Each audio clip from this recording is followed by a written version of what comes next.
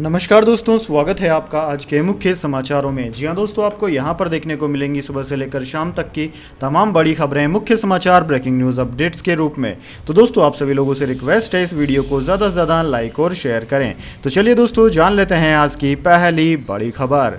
Police ने 2 पहलवानों से ब्रजभूषण के खिलाफ सबूत मांगे। कहा, यौन शोषण के फोटो, वीडियो और ऑडियो दें। 15 को दाखिल होगी चार्जशीट। जी हां दोस्तों, दिल्ली पुलिस ने भारतीय कुश्ती संघ WFI के पूर्व अध्यक्ष ब्रजभूषण पर आरोप लगाने वाली 2 महिला पहलवानों से यौन शोषण के फोटो और ऑडियो वीडियो सबूत मांगे हैं। दिल्ली पुलिस को इस केस में 15 जून तक कोर्ट में चार्जशीट पेश करनी है। ब्रजभूषण पर 2 FIR दर्ज है। एक केस बालिग महिला पहलवानों की शिकायत पर है, जिसमें ब्रजभूषण पर छेड़छाड़ से लेकर जबरन शारीरिक संबंध बनाने की कोशिश के आरोप हैं। दूसरा केस नाबालिग महिला पहलवान की शिकायत पर है, जो पहले पोस्को एक्ट के तहत दर्ज हुआ था। अब नाबालिग पहलवान व उसके पिता ने यौन शोषण के बयान वापस लेकर सिर्फ भेदभाव की बात कही है। ब्रजभूषण आज उत्तर प्रदेश में शक्ति प्रदर्शन भी कर रहे हैं। दोस्तों, ब्रजभूषण गोंडा के बलपुर इलाके में स्थित रघुराज शरण सिंह डिग्री कॉलेज में रैली कर रहे हैं। यह डिग्री कॉलेज ब्रजभूषण ही चलाते हैं। इसके बाद दोस्तों, अगली बड़ी खबर। राहुल को ओसामा बिन लादेन कहने पर भड़की कांग्रेस, बीजेपी प्रदेश अध्यक्ष को बताया गुंडा मवाली। जी हां दोस्तों, बिहार बीजेपी के प्रदेश अध्यक्ष सम्राट चौधरी ने एक कार्यक्रम के दौरान राहुल गांधी को ओसामा बिन लादेन बताया। इसके बाद कांग्रेस ने भी बीजेपी और सम्राट चौधरी पर पलटवार किया। कांग्रेस ने बीजेपी के प्रदेश अध्यक्ष सम्राट चौधरी को गुंडा मवाली बताया। बिहार कांग्रेस प्रभारी भक्त चरण दास ने कहा कि राहुल गांधी क्या हैं, ये लोग नहीं समझे हैं। देशभक्ति क्या है जानते नहीं हैं। ये लोग गुंडे मवाली की तरह बात कर रहे हैं। इस तरह की बात कौन करता है। उन्होंने कहा कि जो आदमी देश को पैदल नाप दे वो गांधीवादी नहीं तो क्या है। ये लोग तो गोडसे के रास्ते पर चलते हैं। इनकी बात पर हम लोग क्यों ध्यान दें। राहुल गांधी 23 जून को पटना आ रहे हैं। भक्त चरणदास ने कहा कि राहुल गांधी सब पर भारी पड़ रहे हैं, इसलिए ये लोग कुछ भी बोल रहे हैं। उन्होंने कहा कि ये लोग पढ़े लिखे लोगों की तरह कहां बात कर रहे हैं।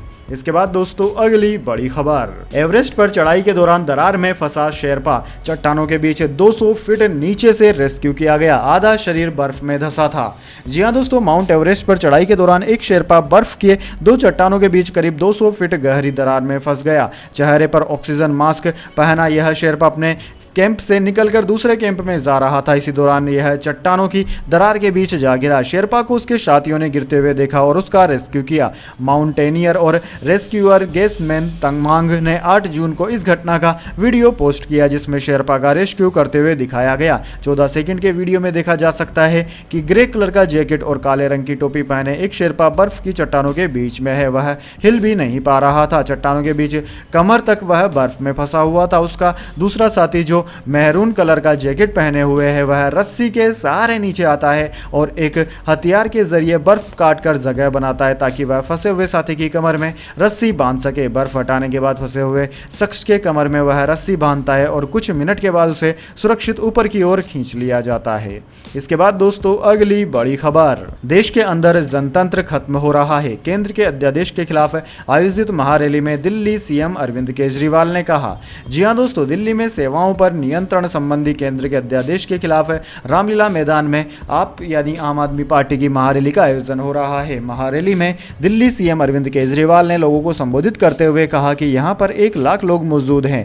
20-25 हजार लोग रामलीला मैदान की तरफ बढ़ रहे हैं। आप में से कौन कौन मुझे प्यार करता है। इस प्यार मोहब्बत के लिए शुक्रिया। सब लोग अपने अपने मोबाइल फोन निकाल लो। इस मैदान में अब 1 लाख कैमरे चालू हो गए हैं। सब लोग फेसबुक लाइव कर दो। कई साल बाद आज हम रामलीला मैदान में इकट्ठा हुए हैं। 12 साल पहले इसी रामलीला मैदान में इकट्ठे हुए थे, तब करप्शन के खिलाफ इकट्ठा हुए थे। दिल्ली CM ने कहा कि सुप्रीम कोर्ट ने दिल्ली के लोगों के हक में फैसला दिया। सुप्रीम कोर्ट में हमारे वकील अभिषेक मनु सिंघवी साहब ने लड़ाई लड़ी, इसलिए मैं उनका शुक्रिया अदा करता हूं, जिन्होंने दिल्ली को उनका हक दिलाया। 11 मई देश की सुप्रीम कोर्ट ने दिल्ली के हक में फैसला दिया और 19 मई अध्यादेश लाकर कोर्ट से आदेश को खारिज कर दिया गया। देश के अंदर जनतंत्र खत्म हो रहा है। इसी को तानाशाही और हिटलरशाही कहते हैं, जबकि देश के सुप्रीम कोर्ट ने अपने आदेश में बोला है कि जनता सुप्रीम है।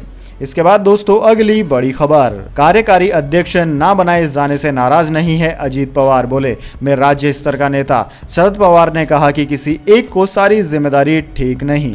जी हां दोस्तों, nationalist party Congress party NCP chief Sharad Pawar ने शनिवार को पार्टी के 2 नए कार्यकारी अध्यक्ष का ऐलान किया। शरद ने अपनी बेटी सुप्रिया सुले और प्रफुल्ल पटेल को यह जिम्मेदारी सौंपी। हालांकि शरद के भतीजे अजीत पवार इस फैसले से खुश नहीं दिखे। मुंबई में आयोजित एनसीपी के 25वें स्थापना वर्ष कार्यक्रम से वह बिना किसी से बात किए निकल गए। बाद में उन्होंने सफाई देते हुए कहा कि सुप्रिया को कार्यकारी अध्यक्ष बनाने का फैसला पहले ही ले लिया गया था, इसमें कोई हैरानी की बात नहीं है। मैं राज्य स्तर का नेता हूं, जबकि सुप्रिया नेशनल लीडर है। नाराजगी की खबरों को खारिज करते हुए अजीत ने कहा कि कुछ मीडिया रिपोर्ट्स में कहा गया है कि मैं इस बात से नाखुश हूं कि पार्टी ने मुझे कोई जिम्मेदारी नहीं दी। यह गलत है। जब शरद पवार ने इस्तीफा दे दिया था तो हमने एक कमेटी बनाई थी। उस समय 2 फैसले लिए जाने थे। पहला, शरद पवार से अपना इस्तीफा वापस लेने के लिए अनुरोध करना था और दूसरा, सुप्रिया सुले को कार्यकारी अध्यक्ष के रूप में नियुक्त करना था।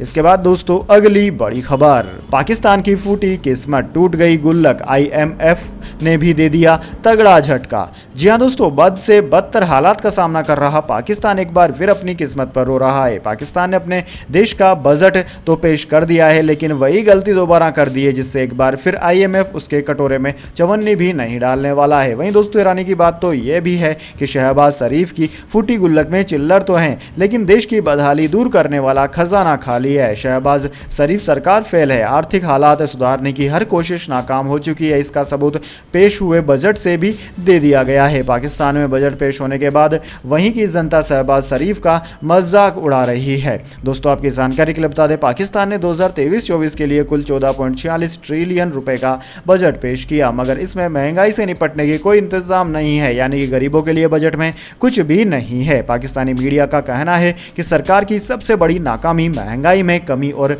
डॉलर कंट्रोल करने में हुई है। बीते 1 साल में डॉलर की कीमत करीब 100 रुपए बढ़ चुकी है और हद तो यह है कि आईएमएफ को आंखें दिखाने वाले इशाक डार अब प्लान बी की बात कर रहे हैं। इसके बाद दोस्तों अगली बड़ी खबर, खराब मौसम के कारण रास्ते से भटका इंडिगो का विमान पहुंचा पाकिस्तान। जी हां दोस्तों, अमृतसर से अहमदाबाद जा रही इंडिगो फ्लाइट की एक उड़ान खराब मौसम के कारण मार्ग भटककर पाकिस्तान में लाहौर के निकट चली गई और सुरक्षित रूप से भारतीय हवाई क्षेत्र की ओर लौटने से पहले गुजरावाला तक पहुंच गई थी, ऐसी रिपोर्ट मिली है। रविवार को मीडिया में आई एक खबर में यह जानकारी दी गई। डॉन अखबार की खबर में कहा गया है कि फ्लाइट रडार के अनुसार 454 नॉट की गति से उड़ रहा भारतीय विमान ने शनिवार शाम करीब 7:30 बजे उत्तरी लाहौर में प्रवेश किया और रात 8:01 पर वह भारत लौट गया। एयरलाइन की इस बारे में तत्काल कोई टिप्पणी नहीं आई है। खबर के अनुसार नागर विमानन प्राधिकरण CAA के एक वरिष्ठ अधिकारी ने कहा कि यह असामान्य नहीं है, क्योंकि मौसम खराब होने की स्थिति में अंतर्राष्ट्रीय रूप से इसकी इजाजत होती है। उल्लेखनीय है कि मई में पाकिस्तान में भारी बारिश होने के कारण पाकिस्तान इंटरनेशनल एयरलाइन का एक विमान भारतीय हवाई क्षेत्र में भी प्रवेश कर गया था और करीब 10 मिनट तक वह रहा था।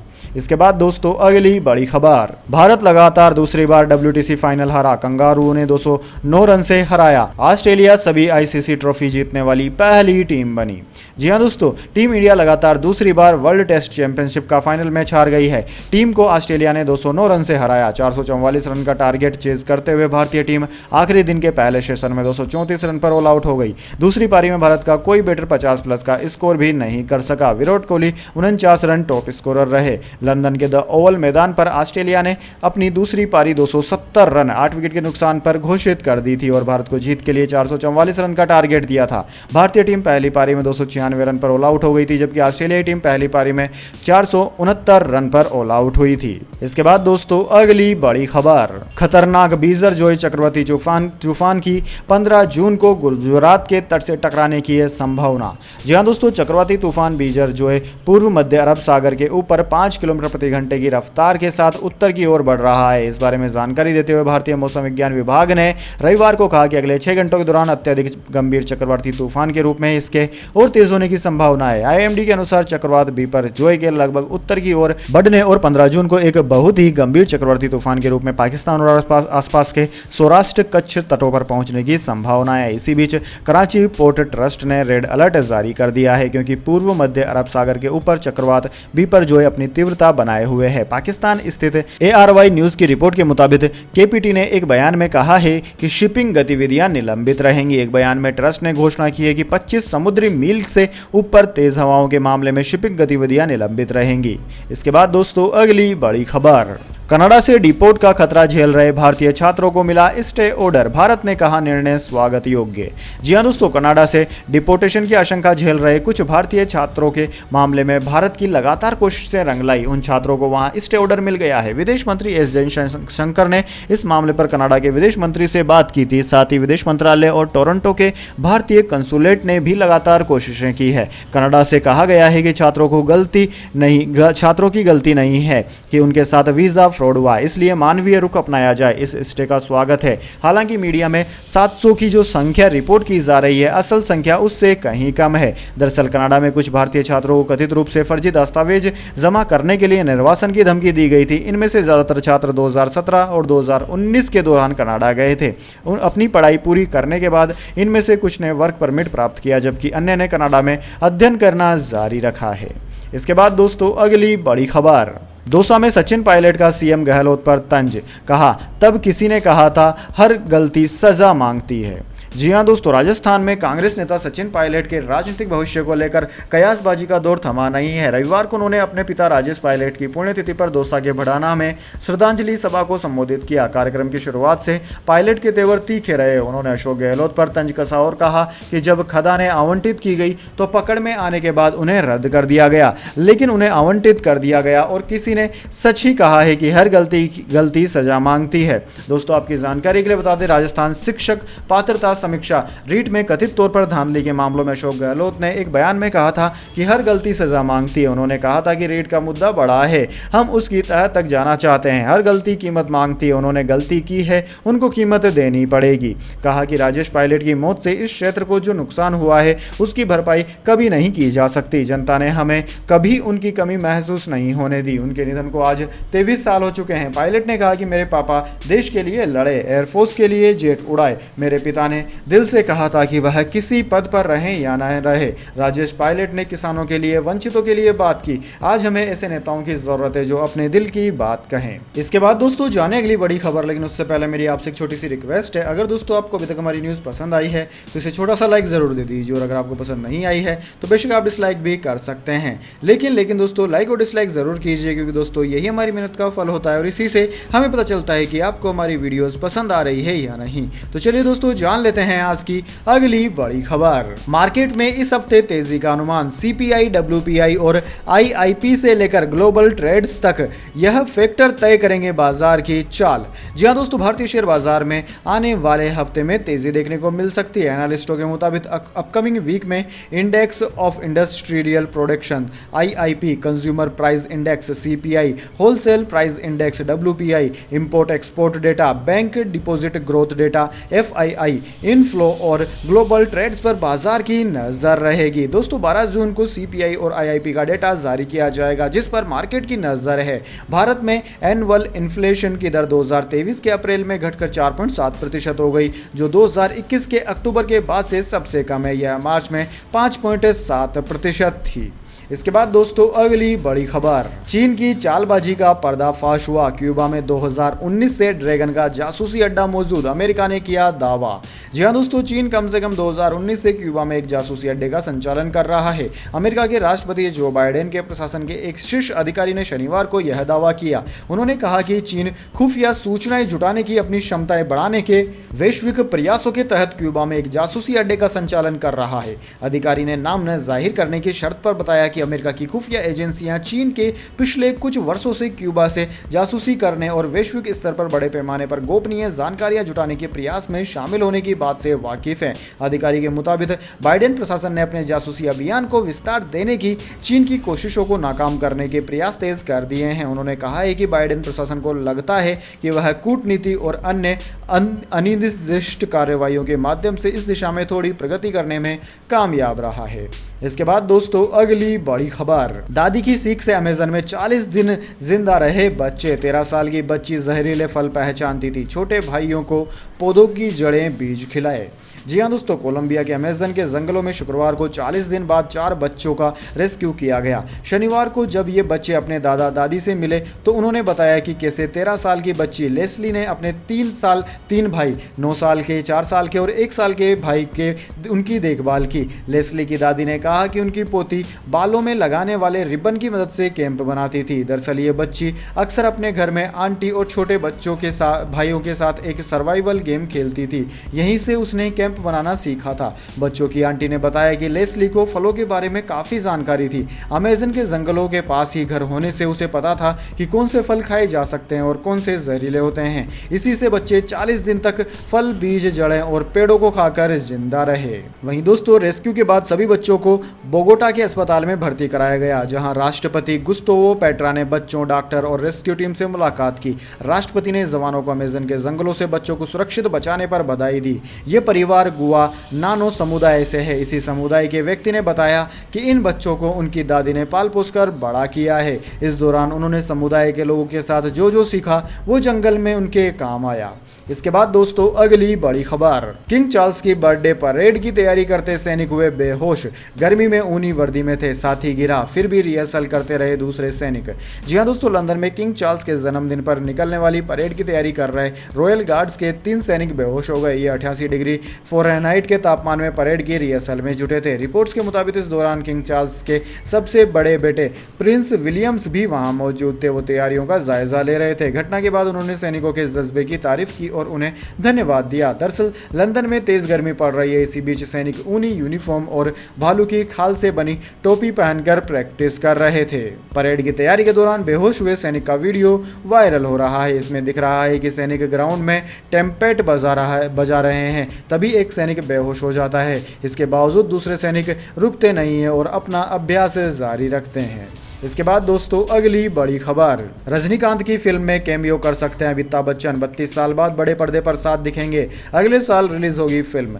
जी हाँ दोस्तों, सिनेमा के 2 लीजेंडरी एक्टर रजनीकांत और अमिताभ बच्चन 32 साल बाद एक ही फिल्म में साथ नजर आ सकते हैं। मीडिया रिपोर्ट्स के मुताबिक अमिताभ बच्चन रजनीकांत की अपकमिंग फिल्म थलाइवर 170 में कैमियो कर सकते हैं। फिलहाल दोस्तों, रजनीकांत अपनी फिल्म जेलर की शूटिंग में बिजी हैं। इन फिल्मों के बाद में रजनीकांत डायरेक्टर डीजे ज्ञानलेव की फिल्म थलाइवर 170 में नजर आएंगे। ये फिल्म रजनीकांत के करियर की 170वीं फिल्म है और अगले साल रिलीज होगी। अमिताभ बच्चन के साथ ही फिल्म में तमिल एक्टर सूर्या का कैमियो भी देखने को मिल सकता है। दोस्तों, आपकी जानकारी के लिए बता दें, रिपोर्ट्स के मुताबिक पहले फिल्म मेकर्स ने इस फिल्म में cameo role PS2 actor Vikram को ऑफर किया था, लेकिन अब ये रोल बिग बी को ऑफर कर दिया गया है। हालांकि इस पर ऑफिशियली कंफर्मेशन आना अभी बाकी है। इसके बाद दोस्तों, अगली बड़ी खबर, अमित शाह के चेन्नई एयरपोर्ट पहुंचने पर बिजली हुई गुल। भाजपा ने सुरक्षा में चूक का आरोप लगाया। डीएम के नेता ने कहा सीबीआई जांच करवा लो। जी हां दोस्तों, चेन्नई गृह मंत्री अमित शाह शनिवार को चेन्नई में थे। एयरपोर्ट पर उतरते ही यहां की बिजली गुल हो गई, स्ट्रीट लाइट बंद हो गई और एयरपोर्ट के आसपास अंधेरा छा गया। इस पर भाजपा ने तमिलनाडु की डीएम की सरकार पर गृह मंत्री की सुरक्षा में चूक का आरोप लगाया और जांच की मांग को लेकर प्रदर्शन किया। जवाब में डीएम के नेता TKS एलोगोवन ने भाजपा पर बेवजह राजनीति करने का आरोप लगाया। एलोगोवन ने कहा कि राज्य में गर्मी की वजह से 1 महीने में बिजली की खपत में काफी इजाफा हुआ है। कभी कभी बिजली चली जाती है, यह जानबूझकर नहीं किया जाता है। एलोगोवन ने कहा कि प्रधानमंत्री नरेंद्र मोदी का काफिला जब जम्मू कश्मीर गया था तब पुलवामा में आतंकी हमला हुआ था। इसके लिए कौन जिम्मेदार है? भाजपा चाहे तो इसकी भी सीबीआई जांच करवा ले। भाजपा इस मुद्दे पर राजनीति कर रही है। इसके बाद दोस्तों, अगली बड़ी खबर, भारत बना दुनिया का सबसे बड़ा 5वां स्टॉक मार्केट। 33 साल में सेंसेक्स 60 गुना बढ़ा, निवेशकों की संख्या 11 करोड़ के पार। जी हां दोस्तों, भारतीय स्टॉक मार्केट हाल ही में एक बार फिर फ्रांस को पछाड़कर दुनिया का 5वां सबसे बड़ा स्टॉक मार्केट बन गया है। अमेरिकी शॉर्ट सेलिंग फर्म हिंडनबर्ग की रिपोर्ट आने के बाद 24 जनवरी 2023 अडानी समूह के शेयरों में आई भारी गिरावट की वजह से इसी साल जनवरी के दौरान यह खिसक कर 6ठे स्थान पर चला गया था। लेकिन अडानी समूह के शेयरों में आई रिकवरी और विदेशी निवेशकों की तरफ से की जा रही लिवाली के दम पर भारतीय शेयर बाजार अपने खोए हुए स्थान को फिर से हासिल करने में कामयाब रहा है। 28 मई 2007 को भारतीय शेयर बाजार बाजार ने एक ट्रिलियन डॉलर यानी कि करीब 82 लाख करोड़ रुपए के मार्केट कैप को पहली बार हासिल किया था, लेकिन 2 लाख करोड़ यानी कि 164 लाख करोड़ के मार्केट कैप को छूने में बाजार को अगले 10 साल तक का इंतजार करना पड़ा। आखिरकार 16 मई 2017 को यह इंतजार खत्म हुआ, जबकि इसे 2 लाख करोड़ डॉलर से 3 लाख करोड़ डॉलर यानी कि 246 लाख करोड़ रुपए की यात्रा तय करने में महज 4 साल लगे। 24 मई 2021 को भारतीय शेयर बाजार ने 3 लाख करोड़ के मार्केट कैप को पहली बार छुआ। इतना ही नहीं, शेयर बाजार में निवेशकों की संख्या भी 11 करोड़ के पार निकलकर 11.44 करोड़ पर पहुंच गई है। तो दोस्तों, यह थी आज की तमाम बड़ी खबरें। इसके बाद दोस्तों बारी आती है आज के माइंड क्यूज क्वेश्चन की। जी हाँ दोस्तों, एक आसान से सवाल का जवाब देकर आप जीत सकते हैं एक अमेजिंग सरप्राइज गिफ्ट हमारे यूट्यूब चैनल की ओर से। तो दोस्तों, आज का सवाल आपकी स्क्रीन पर आ चुका है। पहली वर्ल्ड टेस्ट चैंपियनशिप का फाइनल मुकाबला भारत ने कौन सी टीम के खिलाफ खेला था? जी हाँ दोस्तों, अगर आप जानते हैं कि पहली वर्ल्ड टेस्ट चैंपियनशिप के फाइनल मुकाबले में भारत से कौन सी टीम भिड़ी थी, तो जल्दी से उस टीम का नाम कमेंट बॉक्स में लिख दीजिए। अगर दोस्तों आपका जवाब होता है एकदम सही और आप चुने जाते हैं लकी विजेता के रूप में, तो आपको मिल सकता है एक अमेजिंग सरप्राइज गिफ्ट हमारे यूट्यूब चैनल की ओर से। तो दोस्तों जल्दी से अपना उत्तर कमेंट बॉक्स में लिख दीजिए, वीडियो को लाइक कर लीजिए और चैनल को सब्सक्राइब करके बेल आइकन भी दबा लीजिए। धन्यवाद। वंदे मातरम। जय हिंद, जय भारत।